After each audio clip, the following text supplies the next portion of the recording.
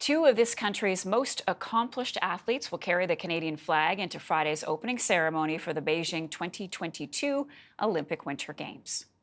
She's a three-time medalist, two-time Olympic champion in hockey. He's a five-time medalist, three-time Olympic champion in short track speed skating.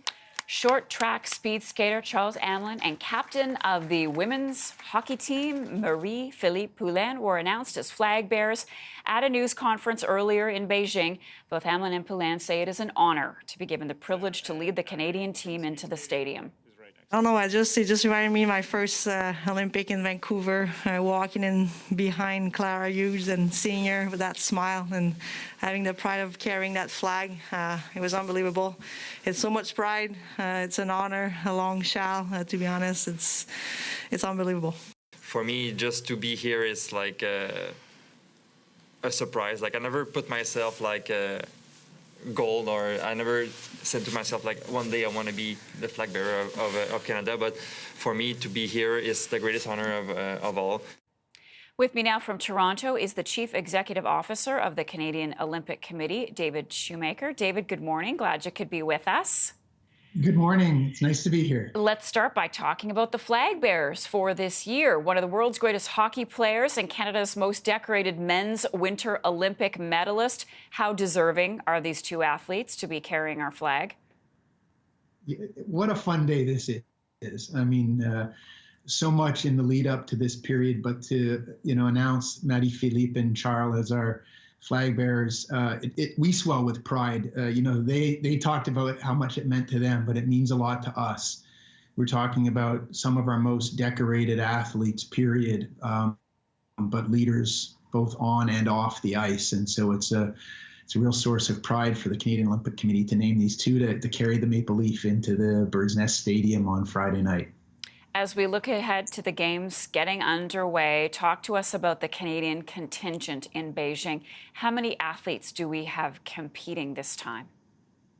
We have 215 Canadian athletes competing, and that'll mark our third largest team in a Winter Games. And so, we're feeling good about that. That this team is ready.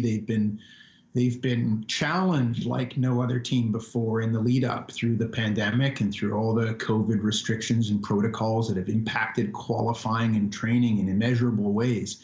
But most have now arrived in Beijing. They're in their three competition zones in their respective villages. They're getting exciting. They're seeing the venues for the first time, and they're feeling fit and ready to compete. What advice do you give the athletes? Well, I try to stay out of it, to be honest.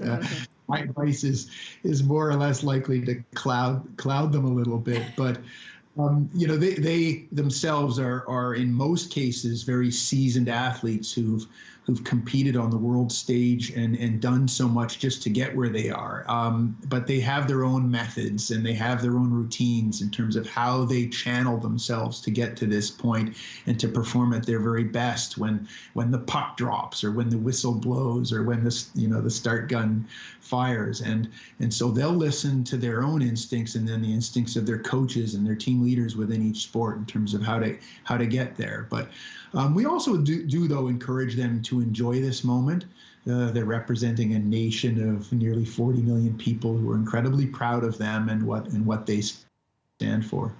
Indeed, and we don't want to point out that we're watching one sport over another because it's sort of like saying that you have a favorite child, but we have to be realistic for just a moment because all eyes will be on men's and women's hockey. No current NHL players on the men's team. Tell us your thoughts about the men's team and then the women's team, of course, with their incredible rivalry with the Americans.